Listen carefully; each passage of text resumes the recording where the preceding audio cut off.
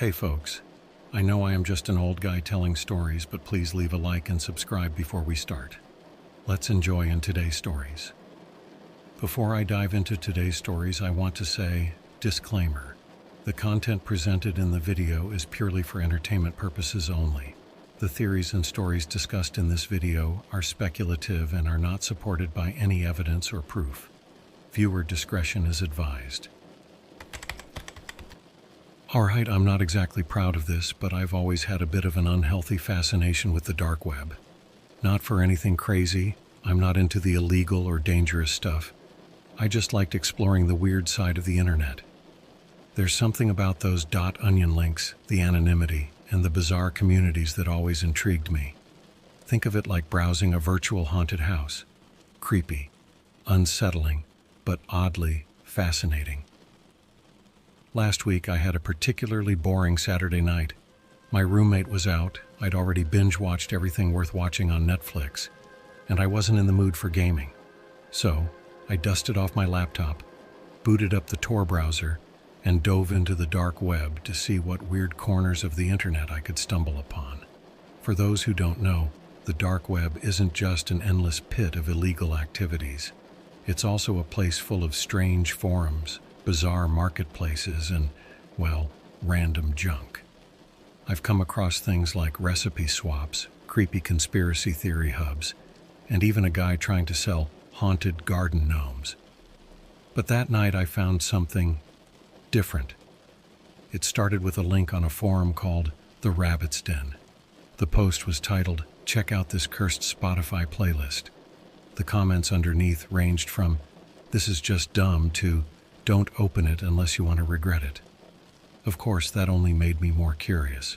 The link wasn't to Spotify itself, though. It was an onion link that led me to a dark web page with a single line of text. "Copy this playlist code into Spotify. You'll know it's meant for you." Beneath it was a string of random numbers and letters. Weird, right? But again, I was bored, and it didn't exactly scream danger. At worst, I figured it would just be a troll playlist full of static noises or some weird experimental music. I copied the code and opened Spotify. After pasting the code into the search bar, a playlist popped up called For You. No artist, no description, no profile attached. Just a playlist with about 10 songs. All the titles were normal at first glance, things like Run, Under the Moonlight, and Glass Windows. They weren't songs I recognized, but the thumbnails and names didn't seem particularly creepy or out of the ordinary. I hit play on the first track, Run. It started with a soft piano intro, and for a second I thought maybe this was just some indie artist trying to promote their work through weird, dark web links. But then the lyrics started. "Your steps are loud, but he's louder. He's on your trail. You should run."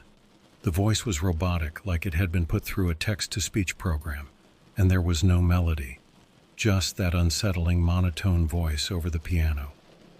I paused the song immediately. Was this a prank? Some kind of weird art project? Curiosity got the better of me, and yeah, I know, bad move. So I decided to give the second song, Under the Moonlight, a try. This one was worse. The robotic voice spoke again, this time slower, as if it were reading a warning just for me. "Don't go outside tonight. He watches under the moonlight. The order's been placed. It's too late." That's when my stomach dropped. The order's been placed? What did that even mean? I paused the playlist again, staring at my laptop screen. The whole thing felt too specific, like it was trying to mess with me directly.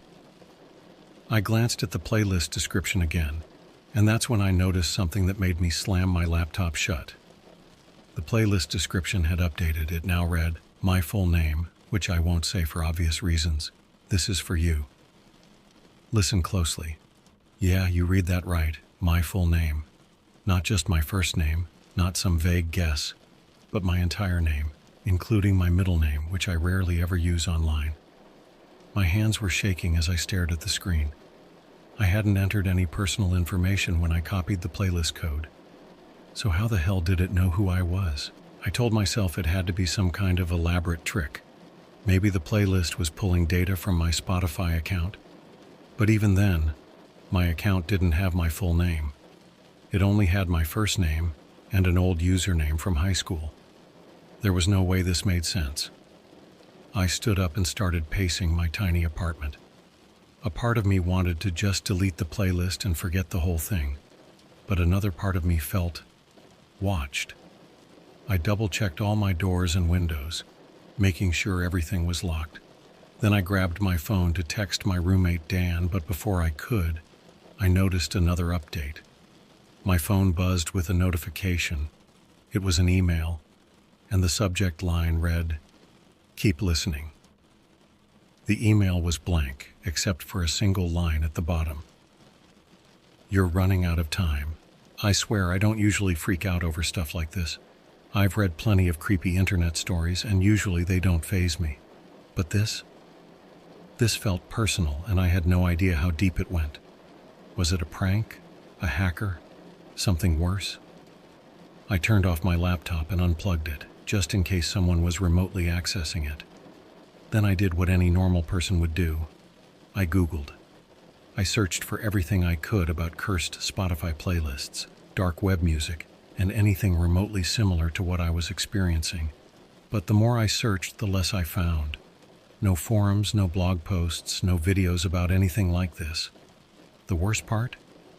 I didn't even have to open Spotify to know the playlist was still updating.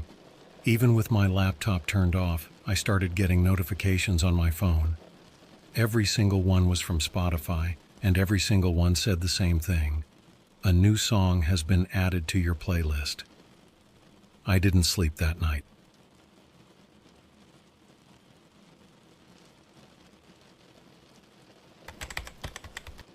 The next morning, I woke up to my phone buzzing nonstop.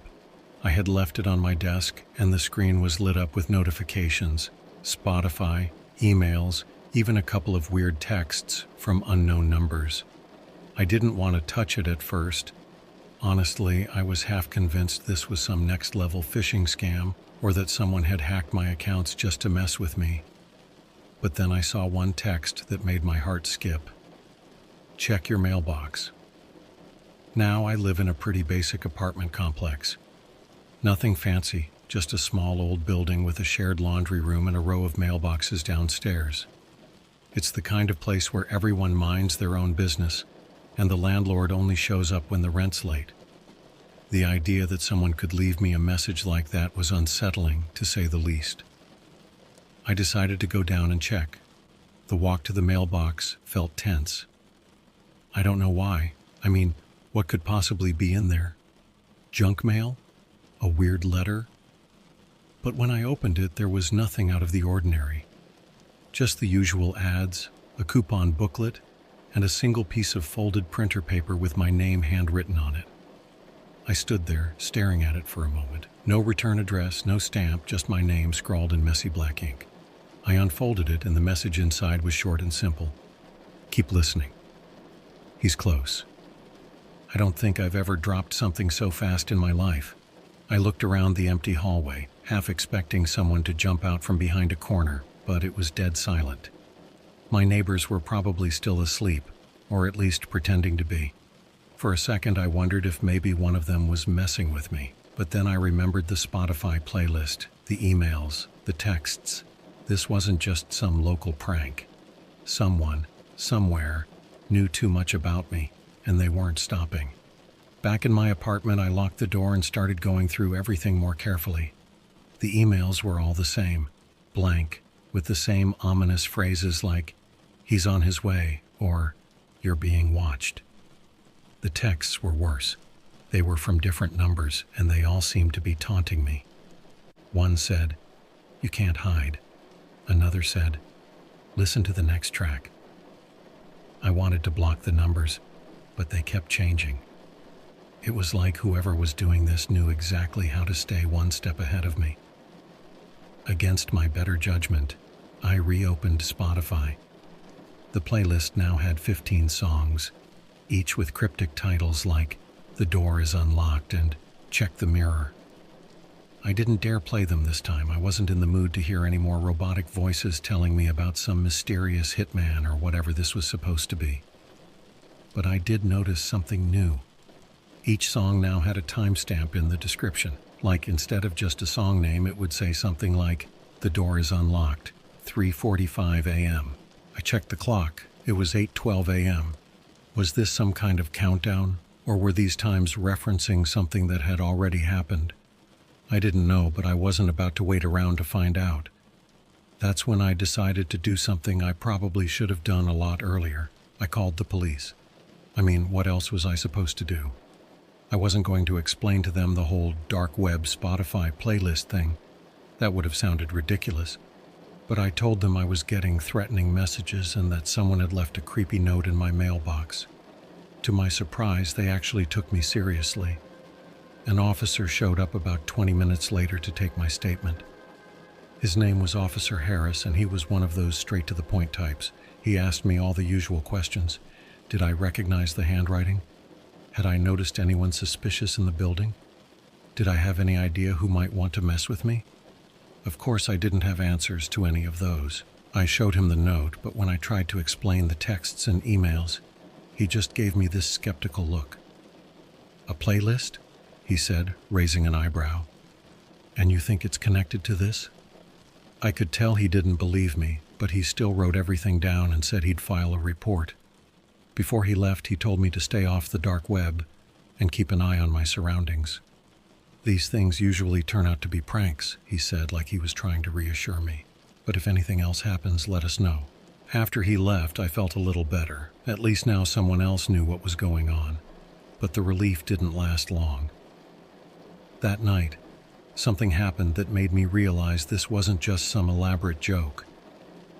I was lying on the couch, scrolling through TikTok, trying to distract myself when my phone buzzed with another notification. This time it wasn't from Spotify or some random email address. It was from my building's security app. We have one of those cheap systems where you can see the front door camera on your phone, and the alert said, "Motion detected at front entrance." I opened the app, expecting to see a delivery driver or maybe one of my neighbors. Instead, the camera showed a man standing completely still in front of the door. He was wearing a dark hoodie, and his face was hidden under the shadow of the entrance awning. He didn't press the buzzer or try to open the door. He just stood there, like he was waiting for something. I watched the feed for what felt like hours. It was probably only a minute or two. Eventually, he turned and walked out of view. I don't know if he saw the camera or if he realized no one was coming, but either way, he was gone. I saved the clip and immediately sent it to Officer Harris. I didn't get a response right away, but I wasn't expecting one. It was late, and I figured he'd follow up in the morning. Still, I couldn't shake the feeling that the playlist had somehow led to this. The songs, the timestamps, the messages. Was it all building up to something? I didn't want to find out, but I had a sinking feeling that I didn't have a choice.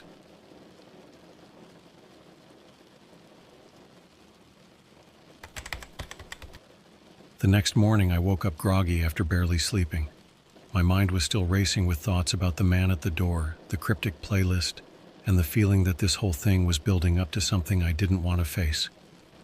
I checked my phone first thing, hoping to see a reply from Officer Harris about the footage I'd sent. There was nothing. No missed calls, no texts, just more notifications from Spotify.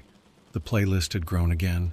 It now had 20 songs, each with its own timestamp, and all of them seemed to hint at something just slightly out of reach. Titles like Behind the Red Door and Check Your Surroundings made my stomach twist, but it wasn't until I saw one called This Is Your Warning, 10:15 a.m. that I started to panic. I glanced at the clock. It was 9:48 a.m. Whatever this song was trying to hint at, I had less than half an hour to figure it out. I opened the playlist and stared at the timestamp. Was it just another mind game, or was something about to happen? I wanted to ignore it, pretend this was all just some elaborate hoax, but a nagging feeling in the back of my mind wouldn't let me. I decided to take the warning seriously, at least until I could rule it out. The first thing that came to mind was the note I'd found in my mailbox the day before. "Keep listening, he's close."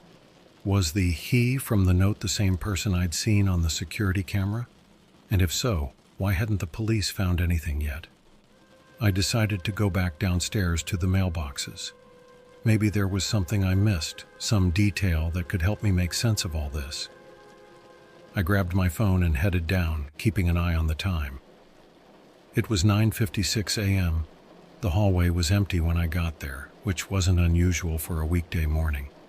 Most of my neighbors were either at work or too busy to bother with anything outside their apartments. I opened my mailbox, half expecting to find another cryptic note, but it was empty.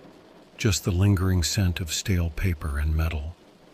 I checked the mailboxes around mine, wondering if maybe someone had dropped something in the wrong slot, but they were all empty too. I was about to head back upstairs when I heard a faint sound behind me, like a faint shuffle, almost too quiet to notice. I froze and turned slowly, my heart pounding, but there was nothing there. Just the same hallway, the same flickering fluorescent light that always buzzed in the corner. I told myself I was being paranoid and made my way back upstairs, checking my phone again as soon as I was inside my apartment. 10:12 a.m. 3 minutes left. I locked the door, double-checked the windows, and sat on the couch, staring at the playlist like it might suddenly offer me an answer. The track titled, "This Is Your Warning," still sat there, unplayed. Against my better judgment, I hit play. The robotic voice came back, cold and emotionless. This time, though, it wasn't a vague warning. It was specific. Too specific. "He's at the second floor window. You have 1 minute." I froze. My apartment is on the second floor. My windows face the back of the building, overlooking the small parking lot and the dumpster that's always overflowing. I turned toward the window slowly, half expecting to see nothing, but my stomach dropped when I noticed something moving just outside the glass. It was subtle, just the edge of a shadow shifting near the corner of the window, but it was enough to send me scrambling for my phone. I didn't dare go near the window, but I opened the security app again to check the back camera. The feed came up blurry at first, but as it cleared, I saw the same man from the night before. He was standing by the dumpster, staring up at my window. I don't know what came over me, but I grabbed a chair and wedged it under the doorknob as quickly as I could. Then I called Officer Harris again. This time I didn't hold back. I told him everything. The playlist, the timestamps, the man outside. To my surprise, he didn't dismiss me. "Stay inside and stay away from the windows," he said. "We're sending someone over right now. Don't open the door for anyone unless it's us." I hung up and sat there, my back against the wall, clutching my phone like it was a lifeline. The robotic voice from the playlist still echoed in my mind. "You have 1 minute." I don't know how long I sat there, but it felt like an eternity before I finally heard a knock at the door. 3 sharp knocks followed by a voice calling, "It's the police." I didn't move at first. I wanted to trust it was them, but with everything that had been happening, I wasn't about to take any chances. I called out, "What's your badge number?" just to be safe, and the voice answered with a number I quickly jotted down. Then I checked through the peephole. 2 officers stood outside, one of them holding a flashlight even though it was broad daylight. I moved the chair and opened the door cautiously, keeping the chain lock in place until I was absolutely sure it was them. "We got your call," the first officer said, a younger guy with a serious expression. "Can you show us the footage?" I pulled out my phone and showed them the clip of the man by the dumpster, along with the video from the night before. They watched it carefully, asking a few questions about whether I recognized him or if I'd noticed anything else suspicious. I told them everything, even about the playlist, though I could tell they were still skeptical about that part. The second officer, an older woman with a no-nonsense attitude, nodded as I explained. "We'll do a sweep of the building," she said. "In the meantime, you should stay inside. Keep your phone on and don't open the door for anyone." As they left, I couldn't shake the feeling that this wasn't over. The playlist hadn't updated again, at least not yet, but I had a sinking suspicion that the next clue, the next warning, was just around the corner.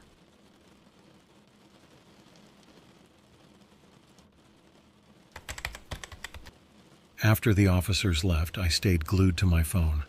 I couldn't bring myself to turn on Spotify again, but I kept refreshing the app, half expecting the playlist to change or send me another notification. The building felt eerily quiet. No footsteps in the hall, no muffled TV sounds from the neighbors. It was unsettling, especially knowing there was a stranger who had been outside my window just an hour earlier. I needed answers. The playlist, the timestamps, the man, it all had to be connected somehow, but I didn't know where to start. Calling the police had bought me some time, but it didn't explain how this whole thing started or why I was the target. That's when I remembered something from the dark web link where I found the playlist. It had said, "You'll know it's meant for you." How? How could it have been meant for me? I opened my laptop again, cautiously connecting to the Tor browser. As much as I hated going back to the place where this all began, I needed to retrace my steps. Maybe I missed something, some clue on the forum post or the site itself. When I pulled up the original thread on the Rabbit's Den, my heart sank. The post was gone. In its place was a message from the site admin. "This thread has been removed for violating community guidelines." Great, just great.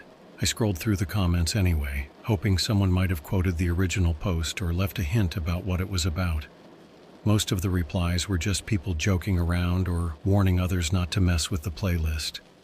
But one comment stood out. It was from a user named ZeroProxy, and it simply said, "If it finds you, don't stop listening." What did that even mean? If it finds you? Was the playlist some kind of trap? A curse? The more I thought about it, the more it started to feel like this was less about the music and more about the messages. Every song, every timestamp. It was like the playlist was trying to guide me, or maybe warn me about what was coming next. Then it hit me. The timestamps. I pulled out my phone and scrolled back through the list of songs. Each timestamp had to mean something, but I didn't know what. I wrote them down in order, hoping it might help me make sense of them. The last few songs stood out the most. "This Is Your Warning," 10:15 a.m., "Behind the Red Door," 11:30 a.m., "No Escape," 12 p.m. I glanced at the clock.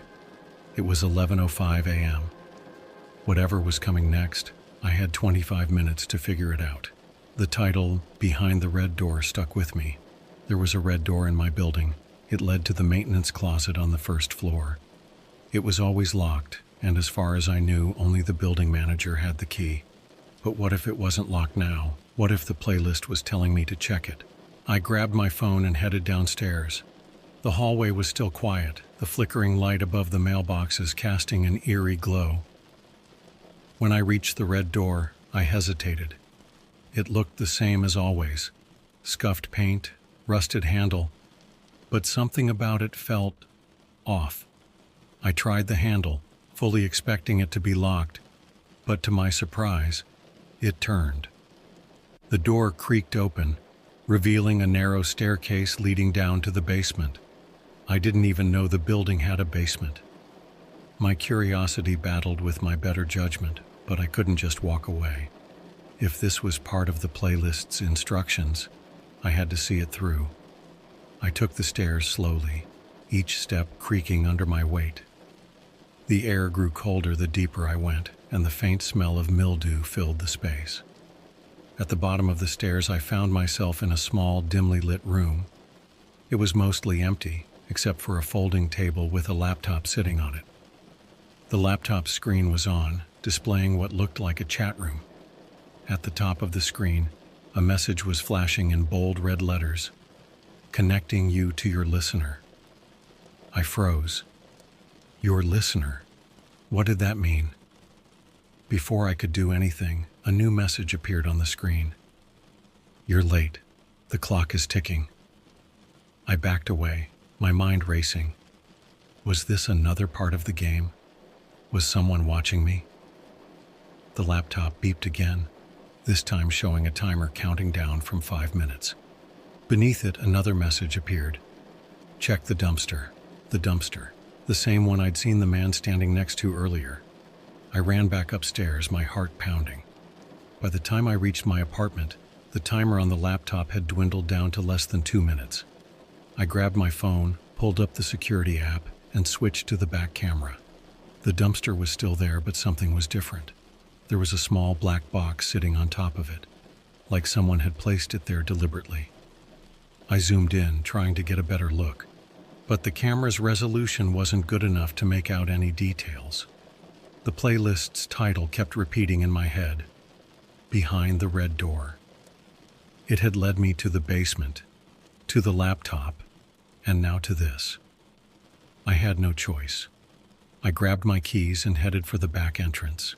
If the box was part of the puzzle, I needed to see what was inside. As much as I hated to leave the safety of my apartment, I couldn't ignore the playlist's warnings any longer. When I reached the dumpster, the box was still there. It was small, about the size of a shoebox, and covered in duct tape. A piece of paper was taped to the top with the words, "Play the next track." I didn't open the box right away. Instead, I pulled out my phone and checked the playlist. A new song had been added, titled "The Answer Is Inside." My hand trembled as I hit play.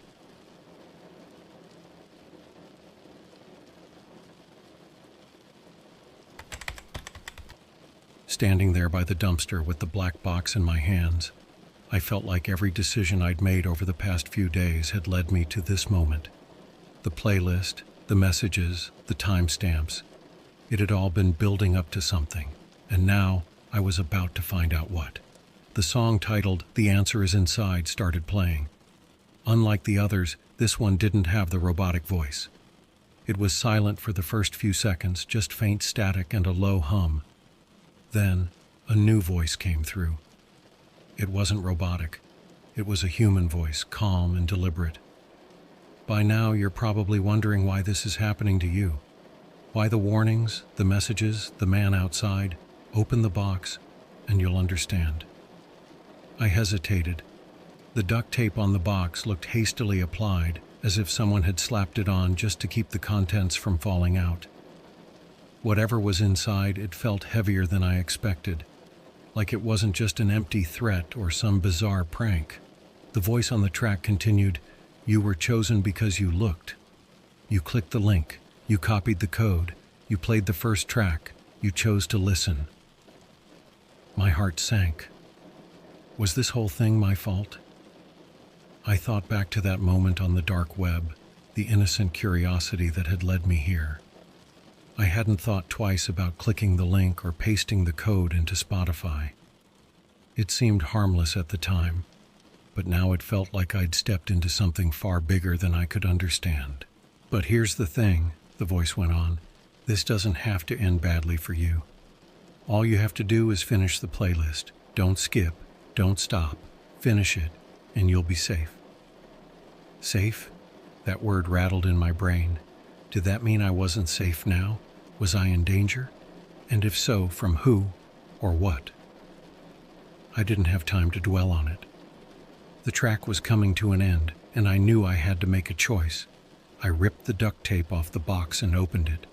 Inside was an old, beat-up phone, one of those cheap prepaid ones you could buy at a gas station.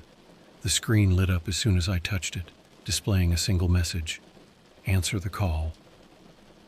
Almost immediately, the phone started ringing. I nearly dropped it from the shock. The caller ID didn't show a name or a number, just the word "listener." I didn't want to answer it. Every instinct in my body was screaming at me to throw the phone into the dumpster and run back to my apartment, but something stopped me. Maybe it was the voice from the track, or maybe it was just the nagging thought that I needed to see this through.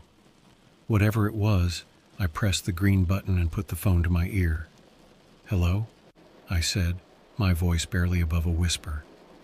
There was silence on the other end, followed by a faint click, like someone had just unmuted themselves. Then, a distorted voice spoke. "You've proven you can follow directions," it said. "That's good. Most people don't make it this far." "Who is this?" I demanded. "Why are you doing this to me?" The voice didn't answer. Instead, it said, "You're being watched, but not by who you think. Look up." I instinctively glanced at the security camera above the dumpster.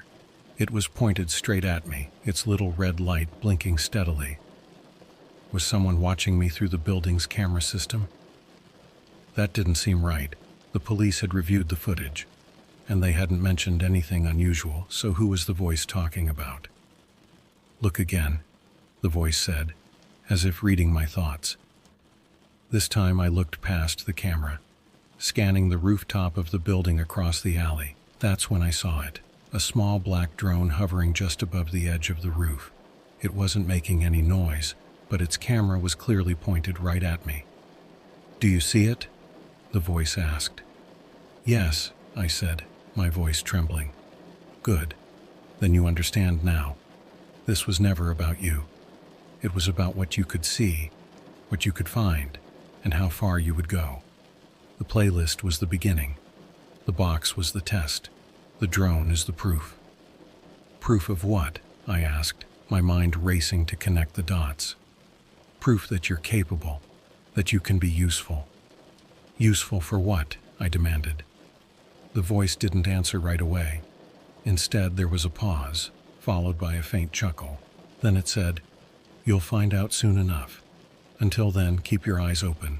And remember, curiosity can be dangerous, but it can also be powerful." The call ended abruptly, and the phone screen went black. I stood there frozen, staring up at the drone until it finally zipped away, disappearing over the rooftops. The black box was still in my hands, empty now except for a faint smell of burnt plastic, like the phone had short-circuited the moment the call ended. I didn't go back inside right away. I just stood there, replaying everything in my head. The playlist, the timestamps, the man, the drone. It all felt like pieces of a puzzle I wasn't equipped to solve. But one thing was clear. This wasn't over. Whoever, or whatever, was behind this. They weren't done with me yet. When I finally went back to my apartment, the playlist had changed again. All the songs were gone, replaced by a single new track titled "To Be Continued." I didn't play it. I couldn't. Not yet.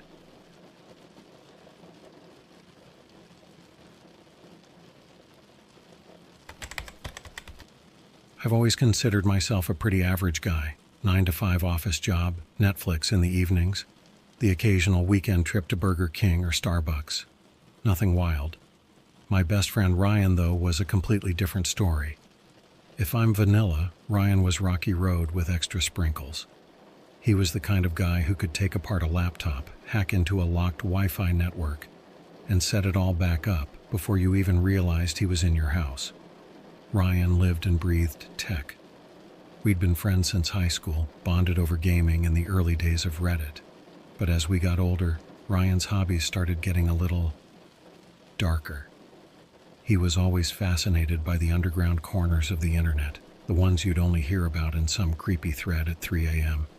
He'd casually mention things like exploring the dark web or decrypting shady.onion links, as if he were just talking about the weather.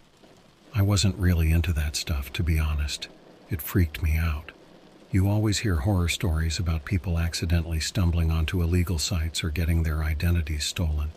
But Ryan, he saw it as an adventure. A couple of weeks ago, he called me out of the blue. "Dude, you're not going to believe this," he said, his voice tinged with excitement. I was sitting on my couch, scrolling Instagram, half listening. "What's up?" "I got an invite, a party, dark web exclusive, like super hush-hush." I laughed. "What does that even mean? A bunch of hackers sitting around eating pizza and coding?" "No, man, it's not like that. It's in person, somewhere local, real world, not virtual. But you can't just show up. You need a link, a passcode, the whole deal. It's like the Fight Club of the internet." That made me pause. "And you're going?" "Of course. These things don't just fall into your lap. Plus, the invite came directly to my encrypted inbox. It's legit. I already checked the source. It's untraceable but not malicious. I'll be fine." Ryan had a way of brushing off danger like he was invincible. I should have pressed harder, told him it sounded sketchy as hell, but I didn't. Ryan was the expert. Who was I to tell him what to do? A few days later, he texted me the details. "Party's this Friday night. If I don't answer my phone, don't freak out. I'm probably just out of service or something." I didn't think much of it at first. People go off-grid all the time for a night. But when I didn't hear from him all weekend, I started to worry.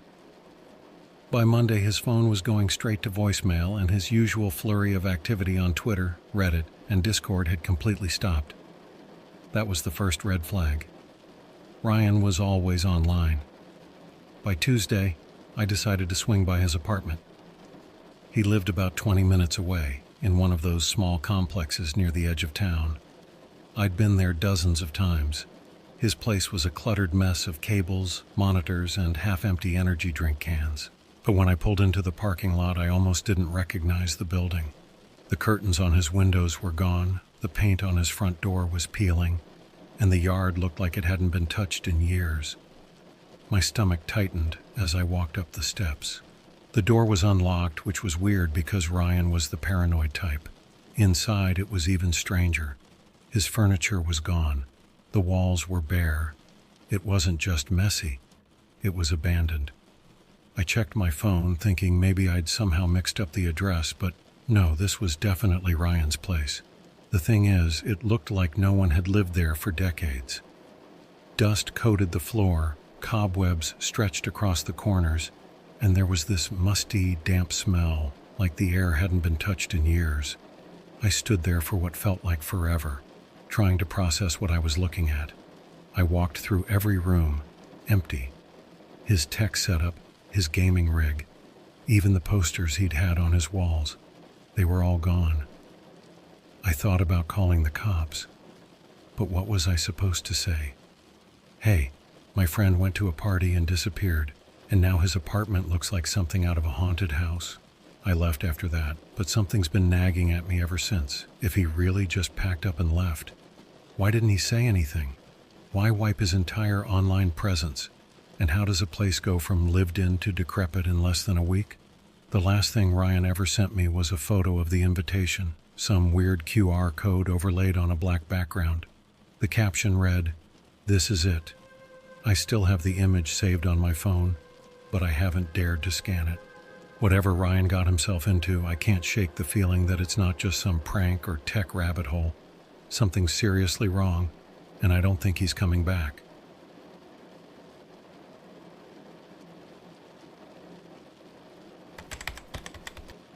After leaving Ryan's apartment, I couldn't shake the feeling that something was deeply off. I mean, places don't just turn into ghost houses overnight. That QR code he sent me was all I could think about. It felt like a key. But to what? A part of me wanted to delete the image and forget about the whole thing, but I couldn't let it go. Ryan was my best friend.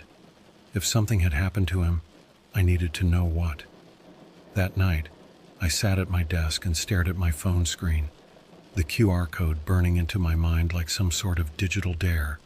I opened Reddit, looking for anything remotely similar. Threads about the dark web, QR codes leading to secret sites, even conspiracy theories, but nothing matched what Ryan had sent me. Most of what I found were just fake stories, people talking about creepypastas or dark web mystery boxes. None of it felt real. The next day, I decided to reach out to one of Ryan's online friends, a guy named Jake who he used to game with all the time. Jake wasn't exactly my favorite person. He had this cocky, know-it-all attitude. But if anyone knew about Ryan's tech hobbies, it'd be him. I sent him a DM on Discord. "Hey Jake, have you heard from Ryan lately? He's been off the grid and his apartment is weird. Like, abandoned weird." It took him a couple of hours to respond. "Nope. Last I talked to him, he was bragging about some dark web invite. Sounded sketchy. I told him not to mess with it, but you know Ryan. Always thought he was smarter than everyone else." "Did he tell you anything else about it?" I typed back. Jake's reply came fast this time. "Just that it was local and that he had to scan a QR code to get the address. Dude, don't tell me you scanned it." "I didn't," I replied quickly, though my finger hovered over the image on my phone. "Do you think it's dangerous?" "Dangerous? The dark web's basically built for danger. If he scanned that code, who knows what kind of trap he walked into. Might have been a setup, a scam, or worse." That last word made me stop. Worse. What did Jake mean by worse? I didn't ask. Instead, I closed Discord and sat there in silence. It wasn't like Ryan to ghost people, let alone vanish. If this QR code was the only lead I had, I couldn't just ignore it. I did what Ryan would have done.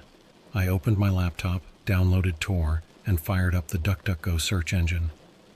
I didn't know what I was looking for exactly, so I started with generic searches. Dark web party QR codes, .onion links for private parties, disappearances linked to dark web. Most of it led to useless forums or vague rumors, but I eventually stumbled onto a post in an obscure tech subreddit. The post was from 2 years ago, titled, "Anyone heard of the black box parties?" It described something eerily similar to what Ryan had told me. According to the post, these parties were invite-only events advertised through encrypted emails and QR codes. You'd scan the code, get an address, and that was it. But the comments were what really got my attention. One user wrote, "I had a buddy who got an invite like this. He went and never came back. Cops didn't take it seriously, just another adult who wanted to disappear," they said. Another comment read, "If you get an invite, don't go. It's not a party, it's something else. I've heard whispers about people being recruited. No one knows for what." I sat back in my chair, my mind spinning. What did they mean by recruited? And why did no one seem to have concrete answers about these so-called parties? It was all speculation, rumors built on rumors, but something about it felt wrong. By the time I closed my laptop, it was well past midnight. I didn't feel like I was any closer to finding Ryan, but I couldn't stop thinking about that QR code. If scanning it could lead me to the same place Ryan went, did I have any other choice? The next morning, I decided to call Ryan's mom. I hadn't spoken to her in years, not since high school really, but I needed to know if she'd heard anything from him. The call went to voicemail, so I left a brief message. "Hi, Mrs. Collins, this is Carl. I'm just trying to reach Ryan. If you've heard from him, please let me know." She didn't call back. That same afternoon, I got a text from an unknown number. The message read, "Don't scan the code." No name, no context, just those 4 words. My stomach twisted as I stared at the screen. How did they even know I had the code? And who was they? I tried texting back, but the message wouldn't send. I tried calling the number, but it said it was out of service. It was like the number had never existed in the first place. Ryan was always the one who had the answers. He could have explained how someone could send a text like that, how QR codes worked, or what the hell a black box party even was. But Ryan wasn't here. It was just me, a blurry QR code on my phone, and way too many questions. For the first time, I wondered if I was in over my head.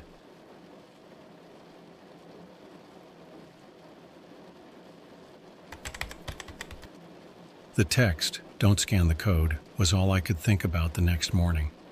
I tried convincing myself it was just some prank, but something about it felt intentional. I didn't tell anyone about the QR code, so whoever sent that message either knew Ryan or was watching me somehow. And the fact that the number vanished right after, it left me unsettled in ways I couldn't explain. I was at work, staring blankly at a spreadsheet, when I made the decision. I had to figure out who sent the message. If it was connected to Ryan, it might be my only real lead. I took my lunch break early, grabbed my laptop, and parked myself at the Starbucks down the street. It wasn't much of a plan, but being in a public place made me feel safer. I started digging again, this time focusing on the number. I used one of those reverse phone lookup websites, but it came back as unregistered. I scrolled through privacy forums and subreddits, hoping to find something similar to my situation, but the deeper I looked, the more the trail went cold. Then I remembered something Jake had mentioned during our Discord chat, that Ryan had to scan the QR code to get the address for the party. Maybe the code itself held some kind of clue. I pulled up the photo on my phone and stared at it like it might somehow reveal its secrets. It was just a black square with a white pattern in the center, simple, unassuming, and deeply frustrating. I wasn't tech-savvy like Ryan, but I knew enough to tread carefully. Instead of scanning the code directly, I uploaded the image to my laptop and opened an online QR code decoder. I watched the screen as the site processed the image, and after a few seconds, it spit out a link. It was a .onion URL. I hesitated, my hand hovering over the keyboard. Opening it would mean venturing into the dark web, a place I'd always avoided. I knew the basics. You needed the Tor browser to access .onion sites, and anonymity was key. Ryan had always joked about how dangerous it could be if you didn't know what you were doing. You're either invisible or a target, he used to say. But what choice did I have? I downloaded Tor, masked my IP with a VPN, a step Ryan drilled into my head during one of his many tech rants, and entered the link. The browser loaded painfully slow, the progress bar inching forward like it was daring me to back out. When the page finally appeared, it wasn't what I expected. It was plain. Just a black screen with a single line of text. Welcome to the black box. Enter your invite code. Invite code? I stared at the screen, confused. The QR code didn't come with an invite code, at least not one I'd seen. I tried entering random numbers, hoping to brute force my way in, but every attempt came back with the same error message. Invalid code. Try again. I leaned back in my chair, frustrated. Whatever this was, it was locked tighter than I thought. But as I sat there watching the screen, something strange happened. The text on the page disappeared, replaced by a new message. Leave this site. For your own safety.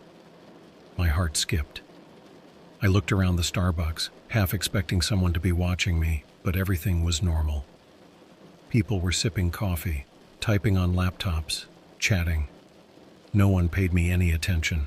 When I looked back at the screen, the browser had frozen. I tried clicking around, but nothing worked. A few seconds later, Tor crashed completely. I closed my laptop and shoved it into my bag, feeling more paranoid than I wanted to admit. Whatever I was dealing with, it wasn't just some harmless dark web curiosity. That evening, I decided to visit Ryan's apartment one last time.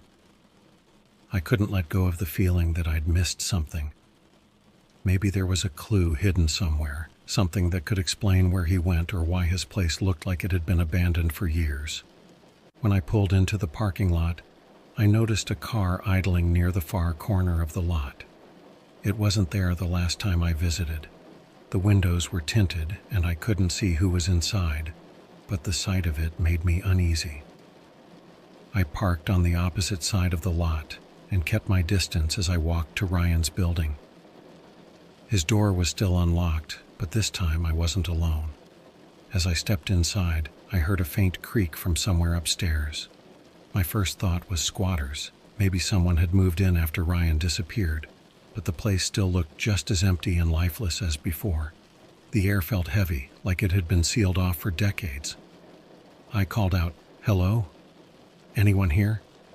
But there was no response.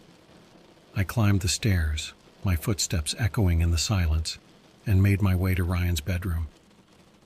The room was just as bare as before, but something caught my eye.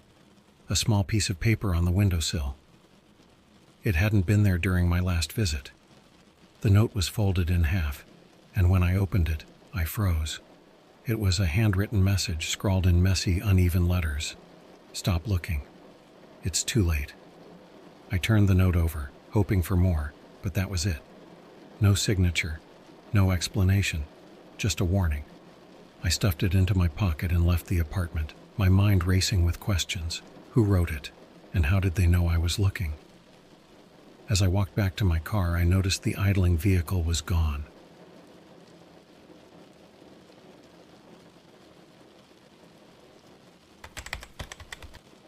I couldn't sleep that night. The note from Ryan's apartment sat on my desk, its jagged handwriting glaring at me under the glow of my desk lamp. "Stop looking. It's too late." Every time I looked at those words, I felt like I was being pushed further into a maze I couldn't get out of. But if someone wanted me to stop looking, that meant there was something to find, right? And too late For what? I spent hours scrolling through old threads on Reddit, Discord servers, and dark web forums, searching for any mention of these so-called black box parties. But every time I thought I'd found a lead, the posts were either deleted or locked behind private groups. It wasn't until I stumbled across an old archived forum that I found something useful. The post was dated years back, written by someone with the username Nomad87. It read, "If you get an invite to a black box party, don't go. It's not a party, it's a trap. They don't just target anyone, they look for people who are curious, people with skills, people who won't be missed. They use QR codes and private links to lure you in. But once you're inside, it's over. You're not just a guest. You're part of something bigger, and it's not something you can leave."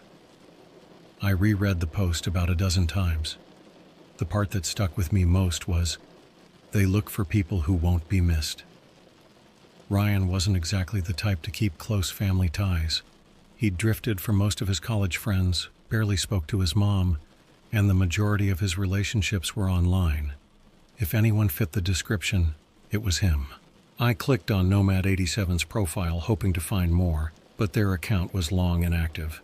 Their last post from over a year ago simply said, "If you see the black car, it's already too late."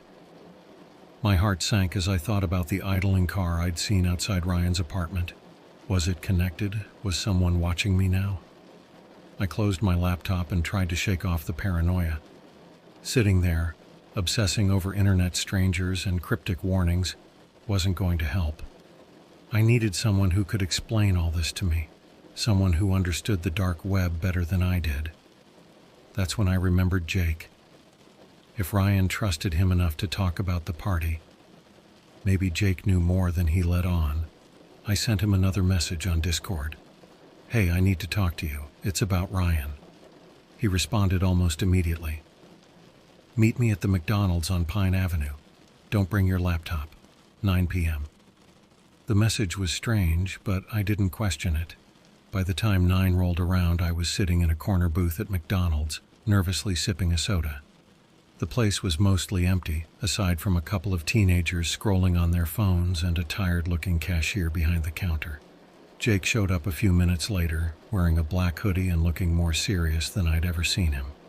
"Okay," he said, sliding into the booth across from me. "What's going on?" I pulled the note from Ryan's apartment out of my pocket and handed it to him. He read it, his expression darkening. "Where'd you find this?" "In Ryan's place," I said. "It was on his windowsill. Someone left it there." Jake rubbed his forehead and sighed. "You shouldn't have gone back there." "Why not?" "Jake, what's going on? What do you know about this black box thing?"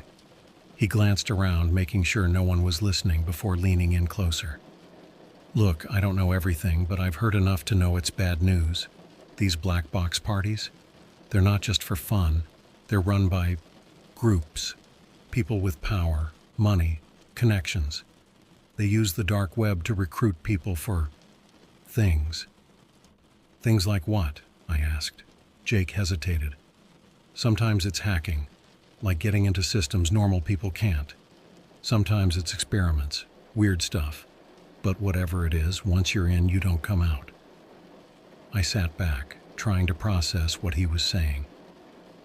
Why would Ryan get involved with something like that? "Because he was too smart for his own good," Jake said bitterly. "You know how he was, always wanting to prove he could outsmart the system.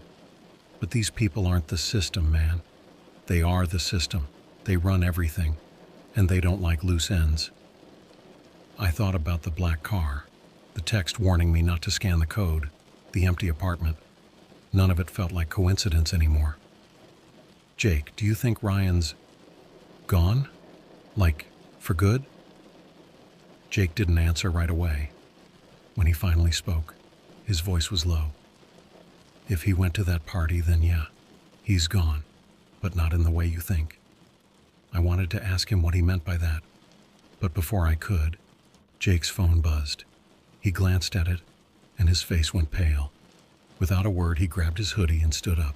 "Wait, where are you going?" I asked. "You shouldn't have contacted me," he said, his voice sharp. "If they know you're asking questions, they'll come for you too. Stop looking. I'm serious." And just like that, he walked out, leaving me alone in the booth. I stared at the soda cup in front of me, my mind racing with everything Jake had said. Ryan wasn't just missing, he was taken. And now whoever took him knew I was looking. When I got home that night, there was a single message waiting in my inbox. It wasn't from Jake or anyone I recognized. It was just an email with no subject line and one sentence. Stay out of the shadows. I stared at the screen, feeling the weight of those words sink in. The question was, could I?